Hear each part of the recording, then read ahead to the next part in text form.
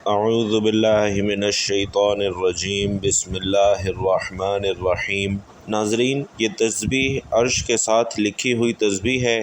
نماز فجر کے وقت جو شخص پڑھتا ہے اللہ اس کا اور وہ اللہ کا دیوانہ ہوگا۔ ایسی تسبیح جو عرش کے ساتھ لکھی ہوئی ہے، اور جو بندہ اس تسبیح کو روزانہ پڑھتا ہے وہ اللہ کا پیارا بندہ بن جاتا ہے۔ اللہ پاک اپنے اس بندے سے بے حد پیار کرتے ہیں اور وہ بندہ بھی اللہ سے بے حد پیار کرتا ہے۔ پھر اللہ پاک اپنے اس بندے پر اپنی رحمتوں کو نچھاور کرتا ہے اور دنیا کی ہر چیز اس سے پیار کرنے لگتی ہے۔ وہ ہر ایک کا پیارا بن جاتا ہے۔ اس تسبیح کو پڑھنے والا ہر دن کوئی نہ کوئی معجزہ دیکھتا ہے، یعنی وہ اپنے ہر معاملے میں اللہ پاک کی مدد پاتا ہے۔ اور ناظرین، یہ وہ تسبیح ہے جو کائنات میں سب سے زیادہ اللہ کو پیاری ہے۔ وہ تسبیح جو جنت کے درختوں کے پتوں پر، جنتی حوروں کی پلکوں پر لکھی ہے، تو یہ تسبیح ہے لا الہ الا اللہ الملک الحق المبین۔ اور فجر کے وقت جو اس تسبیح کا وظیفہ بتائے گئے طریقے سے پڑھتا ہے وہ اللہ کا سب سے پیارا اور لاڈلا بندہ بن جاتا ہے۔ اگر آپ نے بھی اللہ کو خوش کرنا ہے، اللہ کو راضی کرنا ہے، اللہ سے اپنی ہر بات منوانی ہے، تو اس تسبیح کو اپنی زندگی کا حصہ بنا لیجئے، کیونکہ اللہ پاک اپنے ان بندوں سے بہت زیادہ محبت کرتے ہیں جو اللہ کے نبی سے محبت کرتے ہیں، اللہ کے رسول سے پیار کرتے ہیں۔ قرآن پاک میں اللہ تعالیٰ نے حضرت ابراہیم کو خلیل اللہ یعنی اللہ کا دوست کہا ہے، اور اللہ نے ابراہیم علیہ السلام کو اپنا دوست بتایا ہے۔ اسی طرح حضرت ابراہیم علیہ السلام کی ان خصوصیات کی وجہ سے کہ انہوں نے ہمیشہ ایک اللہ کی عبادت کی اور شرک سے دور رہے، انہوں نے آگ میں پھینکے جانے کے باوجود اللہ پر توکل کیا اور اللہ نے آگ کو ان کے لیے ٹھنڈی کر دیا۔ انہوں نے اپنے بیٹے حضرت اسماعیل علیہ السلام کو اللہ کے حکم پر قربان کرنے کا ارادہ کیا، جو اللہ کی رضا کے لیے انتہائی وفاداری کی علامت ہے۔ کیا دوسرے بھی اللہ کے دوست ہو سکتے ہیں؟ ناظرین، جو لوگ اللہ کی اطاعت کریں، نیک اعمال انجام دیں اور خلوص دل سے اللہ سے محبت رکھیں، وہ بھی اللہ کے دوست ہو سکتے ہیں۔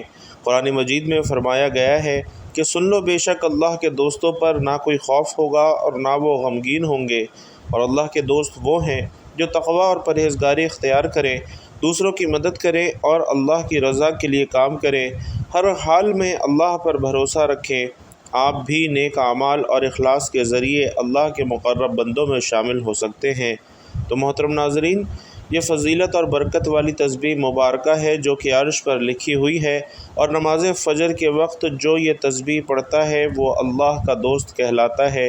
اللہ اس کے دن بھر کی تمام حاجتوں کو پورا کرتے ہیں، اس کی پریشانیوں کو دور کرتے ہیں۔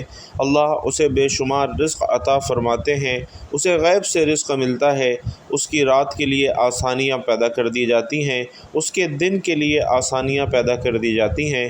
رسول اللہ صلی اللہ علیہ وسلم نے فرمایا کہ جو شخص فجر کے وقت یہ تسبیح پڑھتا ہے تو قیامت کے دن اس سے افضل عمل کسی کا نہیں ہوگا۔ تو بھائیوں اور بہنوں، فجر کی نماز کے بعد جو یہ تسبیح پڑھتا ہے، عرش پر ہلچل مچ جاتی ہے، عرش کے بڑے بڑے فرشتے اس بندے کو سلام کرتے ہیں۔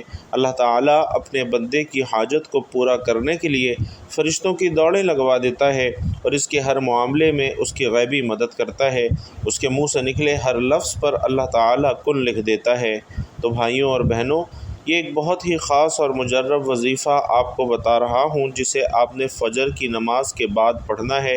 انشاءاللہ آپ کی کوئی بھی حاجت ہوگی اللہ رب العزت اسے ضرور پورا فرمائے گا۔ اور ناظرین، یہ وظیفہ جو آپ کو بتا رہا ہوں کوئی بہت بڑا وظیفہ نہیں ہے، مختصر سا عمل ہے، لیکن جامع ترین اور طاقتور ترین عمل ہے۔ فجر کی نماز کے بعد آپ نے اس عمل کو کرنا ہے۔ انشاءاللہ پھر اس وظیفے کا اثر آپ خود دیکھیں گے کہ رزق، مال و دولت کے انبار لگ جائیں گے۔ یہ خاص تسبیح دولت کے لیے ہے، لیکن آج کا یہ وظیفہ، یہ عمل صدقے دل کے ساتھ آپ نے کرنا ہے، کیونکہ اس عمل کو اگر کوئی فقیر بھی کر لے تو وہ بھی اللہ پاک کی عنایت اور اس کے فضل و کرم سے دولت پر بیٹھ کر راج کرے گا، کیونکہ اس وظیفے میں جو طاقت ہے، جو اثر ہے، وہ بہت کم لوگ جانتے ہیں۔ یقین مانیے یہ اتنا طاقتور عمل ہے کہ اگر آپ کے اوپر لاکھوں کروڑوں کا قرضہ بھی ہے، انشاءاللہ وہ بھی چٹکیاں بجاتے ادا ہو جائے گا، اور قرضہ ادا ہونے کے ایسے ایسے اسباب پیدا ہوں گے کہ آپ بھی حیران رہ جائیں گے۔ اسی طرح بھائیوں اور بہنوں، آپ کے پاس دولت کی کمی ہے یا آپ کرائے کے مکان میں رہتے ہیں اور آپ کو سمجھ نہیں آتی کہ کرایہ کیسے ادا کریں، گھر کا خرچ کیسے چلائیں، کیونکہ آج کل مہنگائی بھی اتنی زیادہ ہے کہ ایک وقت کا کھانا بھی کچھ لوگوں کے لیے انتہائی مشکل ہو چکا ہے۔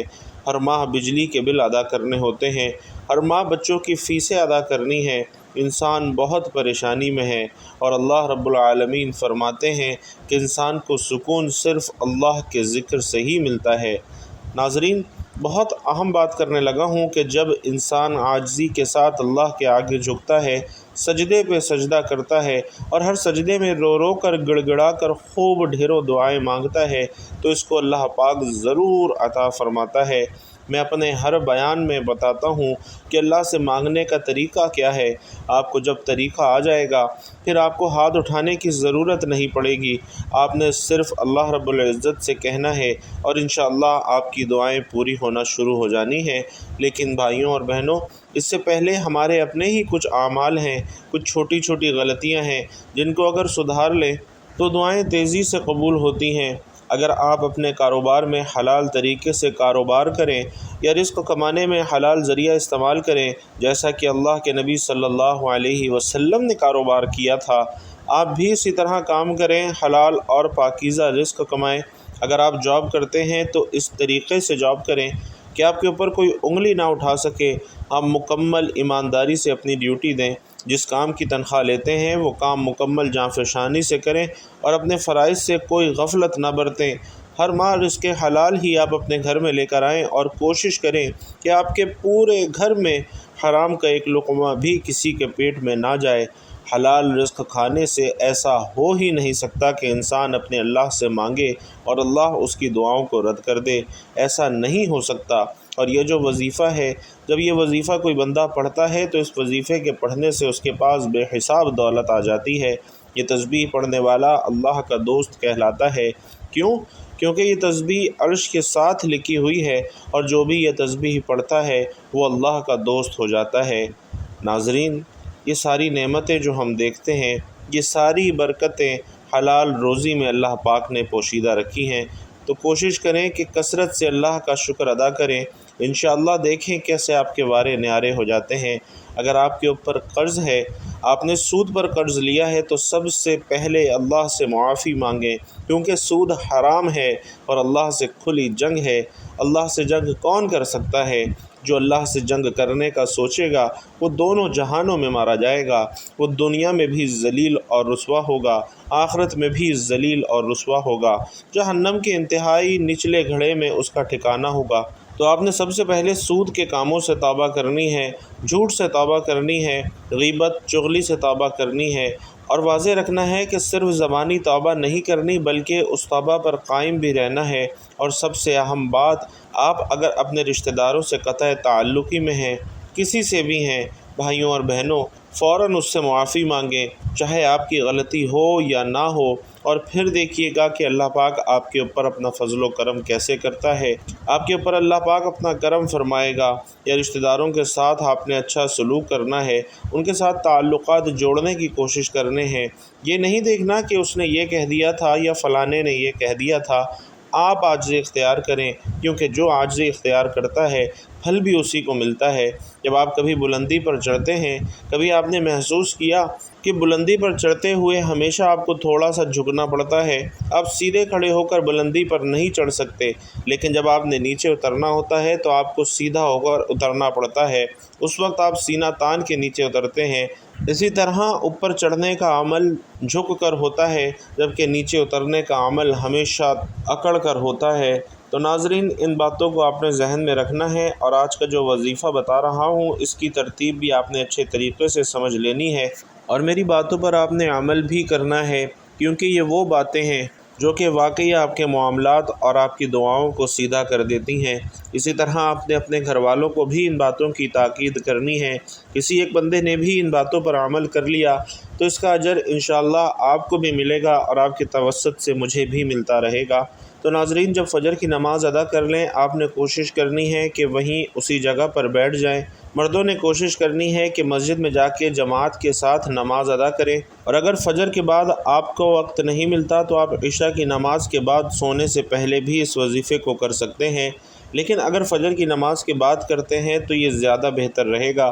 محترم ناظرین، اللہ پاک کے آخری نبی صلی اللہ علیہ وسلم نے فرمایا کہ اللہ رب العزت ارشاد فرماتا ہے، میں نے تمہاری امت پر دن رات میں 5 نمازیں فرض کی ہیں، اور میں نے یہ عہد کیا ہے کہ جو ان نمازوں کی ان کے اوقات میں پابندی کرے گا میں اس کو جنت میں داخل کروں گا، اور جو پابندی نہیں کرے گا اس کے لیے میرے پاس کوئی عہد نہیں ہے۔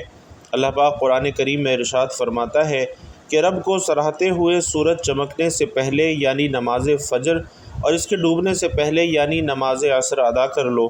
صحابی حضرت عبداللہ بن عمر رضی اللہ تعالیٰ عنہ سے روایت ہے کہ پیارے آقا صلی اللہ علیہ وسلم نے ارشاد فرمایا کہ جو فجر کی نماز پڑھتا ہے وہ اللہ کے ذمے میں ہے، تم اللہ کا ذمہ نہ توڑو، جو اللہ کا ذمہ توڑے گا اللہ پاک اسے اوندھا کر کے یعنی الٹا کر کے دوزخ میں ڈالے گا۔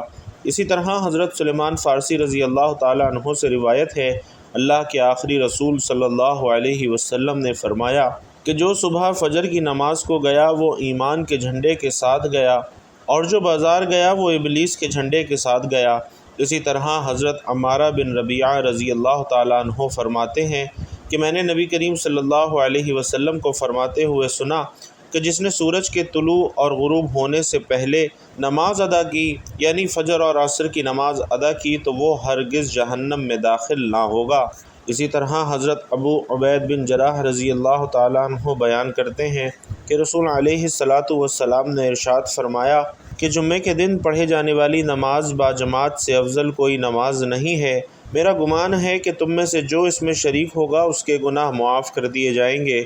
اسی طرح سرکار مدینہ صلی اللہ علیہ وسلم ارشاد فرماتے ہیں کہ جس نے 40 دن فجر اور عشاء کی نماز باجماعت پڑھی اللہ پاک اسے 2 آزادیاں عطا فرمائے گا، ایک نار یعنی آگ سے اور دوسری نفاق یعنی منافقت سے۔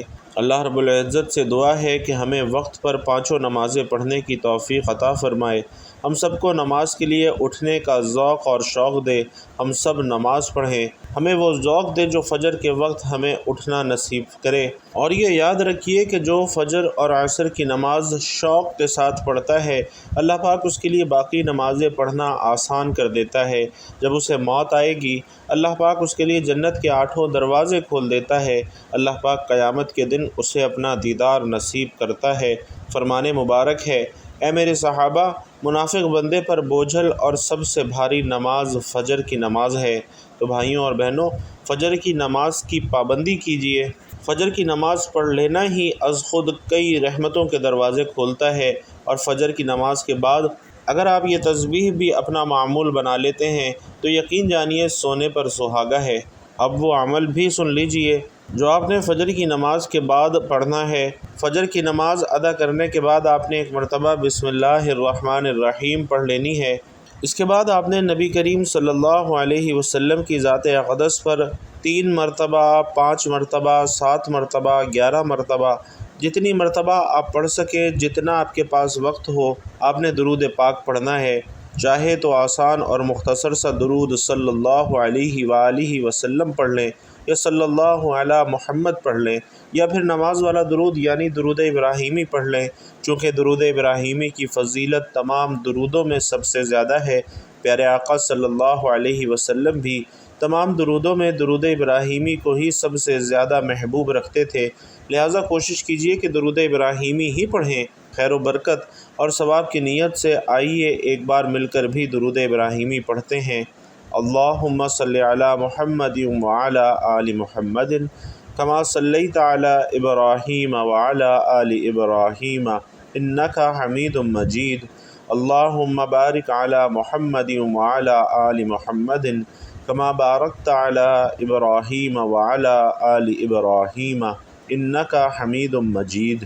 حضرت عبداللہ بن عمر رضی اللہ تعالیٰ عنہ روایت کرتے ہیں کہ ایک شخص نے حضور اقدس صلی اللہ علیہ وسلم کی خدمت بابرکت میں حاضر ہو کر اپنی مفلسی اور تنگ دستی کی شکایت کی تو آپ صلی اللہ علیہ وسلم نے فرمایا کہ جب تم گھر میں داخل ہو اور گھر میں کوئی ہو تو اسے سلام عرض کرو، اگر کوئی نہ ہو تو مجھ پر سلام عرض کرو، اور ایک بار قل هو اللہ احد یعنی سورۃ الاخلاص پڑھو۔ ناظرین، اس شخص نے ایسا ہی کیا اور اللہ تعالیٰ نے اسے اتنا مال عطا فرمایا کہ اس نے اپنے ہمسایوں کی بھی خدمت کی۔ فرمان مصطفیٰ صلی اللہ علیہ وسلم ہے کہ جس نے استغفار کو اپنے اوپر لازم کر لیا، اللہ عز و جل اس کی پریشانی دور فرمائے گا اور ہر غم سے اسے راحت عطا فرمائے گا، اور اسے ایسی جگہ سے رزق عطا فرمائے گا جہاں سے اسے گمان بھی نہیں ہوگا۔ رسول علیہ السلام فرماتے ہیں، میں تمہیں وہ چیز نہ بتاؤں جو تمہیں تمہارے دشمن سے نجات دے اور تمہارے رزق کو وسیع کر دے۔ رات دن اللہ تعالیٰ سے دعا مانگتے رہو کہ دعا مومن کا ہتھیار ہے۔ اسی طرح حضرت عبداللہ بن عمر رضی اللہ تعالیٰ عنہ روایت کرتے ہیں کہ ایک شخص حضور صلی اللہ علیہ وسلم کی خدمت میں حاضر ہوا اور اپنی تنگ دستی کا شکوہ کرنے لگا، تو آپ صلی اللہ علیہ وسلم نے اس آدمی سے فرمایا، کیا تمہیں وہ تسبیح بھول گئی ہے جو ملائکہ کی تسبیح ہے، جو تمام مخلوقات کی تسبیح ہے اور جس کے ذریعے سب کو رزق دیا جاتا ہے؟ حضرت عبداللہ بن عمر نے عرض کیا، یا رسول اللہ صلی اللہ علیہ وسلم، وہ تسبیح کون سی ہے؟ آپ علیہ السلام پہلے ٹیک لگا کر تشریف فرما تھے۔ آپ سیدھے ہو کر بیٹھ گئے اور فرمایا، اے ابن عمر، صبح صادق کے طلوع ہونے سے لے کر نماز عصر کے وقت سورج غروب ہونے تک اس کے درمیان جو یہ کلمات لا الہ الا اللہ الملک الحق المبین پڑھتا ہے، دنیا اس کے پاس ناک رگڑتی ہوئی آئے گی، اور اللہ تعالیٰ ہر اس کلمے کے بدلے جو تم کہو گے ایک فرشتہ پیدا فرمائے گا جو قیامت تک تسبیح بیان کرتا رہے گا، اور اس کا ثواب تمہیں ملتا رہے گا۔ تو ناظرین، فجر کی نماز کے بعد 100 بار لا الہ الا اللہ الملک الحق المبین پڑھیں۔ انشاءاللہ آپ کی تمام دنیاوی پریشانیاں دور ہو جائیں گی، آپ کی تمام حاجتوں کو اللہ تبارک و تعالی پورا فرمائے گا۔ اللہ پاک آپ کو دینی اور دنیاوی نعمتوں سے مالا مال کر دے گا۔ اس تسبیح کے بعد آپ نے ایک سورہ مبارکہ پڑھنی ہے، اور وہ سورۃ الاخلاص ہے۔ یہ سورت پڑھنے والا اللہ کا دوست کہلاتا ہے۔ یہ سورت مبارکہ توحید کا اظہار کرتی ہے اور اللہ کی صفات کو بیان کرتی ہے۔ نبی کریم صلی اللہ علیہ وسلم نے فرمایا کہ جو شخص ہر نماز میں سورۃ الاخلاص پڑھتا ہے، اللہ تعالیٰ سے محبت کرتا ہے۔ جب کوئی بندہ فجر کے بعد سورۃ الاخلاص کی تلاوت کرتا ہے تو اللہ کے عرش کے فرشتے اس کی تلاوت سنتے ہیں اور اس پر سلام بھیجتے ہیں۔ اسی طرح حضرت ابو ہریرہ رضی اللہ تعالیٰ عنہ سے روایت ہے کہ رسول اللہ صلی اللہ علیہ وسلم نے فرمایا کہ جو شخص فجر کی نماز کے بعد 12 مرتبہ سورۃ الاخلاص پڑھتا ہے، گویا اس نے 4 مرتبہ قرآن پڑھ لیا۔ حدیث اس بات کی گواہی دیتی ہے کہ فجر کے بعد سورۃ الاخلاص کی تلاوت کرنے والے کو فرشتے سلام کرتے ہیں اور اس کے اس عمل کو اللہ تبارک و تعالیٰ کے سامنے پیش کرتے ہیں۔ یہ سورت چھوٹی ہونے کے باوجود بہت زیادہ ثواب رکھتی ہے۔ نبی علیہ السلام نے فرمایا کہ جس نے سورۃ الاخلاص کو 3 بار پڑھا اس کے لیے جنت میں ایک محل بنا دیا جاتا ہے۔ تو بھائیوں اور بہنوں، فجر کی نماز کے بعد کم از کم 10 یا 12 مرتبہ اس سورت کو آپ نے لازمی پڑھنا ہے۔ یہ وہ سورت ہے جو آپ کی زندگی کو خوشیوں سے بھر دے گی، آپ کی دنیا اور آخرت سنوار دے گی انشاءاللہ۔ تو یہ عمل کرنے کے بعد آپ نے آخر میں دوبارہ اتنا ہی درود پاک پڑھ لینا ہے جتنا عمل کے شروع میں پڑھا تھا، اور اس کے بعد آپ نے اللہ تبارک و تعالی سے ہاتھ اٹھا کر دعا کرنی ہے۔ انشاءاللہ آپ اللہ رب العزت سے جو دعا کریں گے، اللہ رب العزت اسے ضرور قبول فرمائے گا۔ اللہ رب العزت سے دعا ہے کہ نیکی کی بات ہم سب کو سننے، سمجھنے اور اس پر عمل کرنے کی طاقت اور توفیق مرحمت فرمائے۔ میرا سنانا اور آپ کا سننا اپنی بارگاہ میں قبول و منظور فرمائے، آمین یا رب العالمین۔ ناظرین، آخر میں آپ سے گزارش ہے کہ اللہ تعالیٰ کے 99 ناموں میں سے ایک انتہائی بابرکت نام یا رحمانو کمنٹ باکس میں ضرور لکھتے جائیے گا۔ اللہ تبارک و تعالیٰ آپ سب کا حامی و ناصر ہو، آمین یا رب العالمین۔